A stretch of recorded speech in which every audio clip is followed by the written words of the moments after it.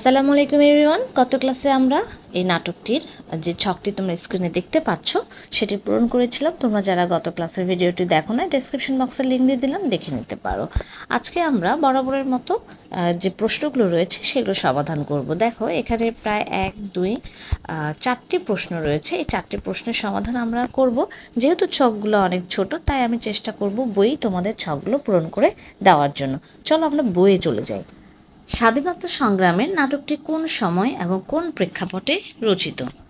স্বাধীনতা সংগ্রামের নাটকটি 1971 সালে স্বাধীনতা মুক্তিযুদ্ধের পূর্বে দেশজুড়ে অসহযোগ আন্দোলনের প্রেক্ষাপটে রচিত। 1970 সালে নির্বাচনে জয়লাভ করার পরও যখন পাকিস্তানিরা ক্ষমতা ছাড়ছিল না, একটু কাটাকাটি হয়েছে, হ্যাঁ, তোমরা আমার কথাটা একটু বুঝে নাও।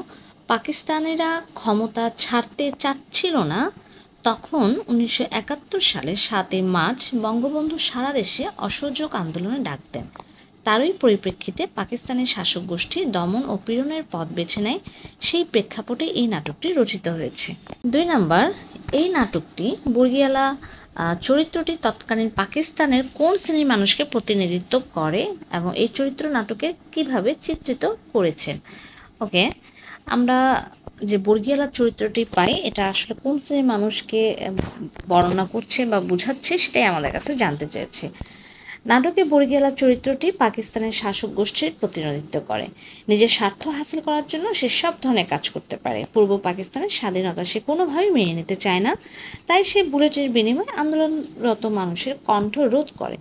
জনগণের ন্যায্য দাবি তার সহ্য হয় না, আর তাই তো তারা নির্মম অত্যাচার করে জনগণের ওপরে।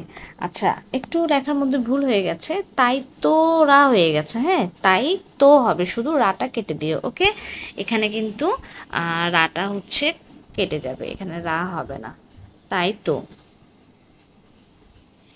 3 নাম্বার, নাটকে ঝোকরু চরিত্রের পরিবর্তন হলো কেন? নাটকে ঝোকরু অত্যন্ত গরিব ও দুঃখী মানুষ, তাই সে টাকার জন্য সব ধরনের কাজ করে থাকে। পাক সেনারা মানুষকে হত্যা করলে সিপাহী হুকুমতের নির্দেশে ঝোকরু লাশগুলোকে ট্রাকে ফেলে। লাশ উঠানোর সময় একদিন সে দেখতে পায় মায়ের মৃতদেহে বুকের রক্তের মধ্যে তার বাচ্চাটিও ছটফট করছে। এই দৃশ্য সে সহ্য করতে পারে না, তার বিবেকে বাধা দেয়, আর এই ঘটনায় ঝোকরুর চরিত্রে বেশ পরিবর্তন এনে দেয়।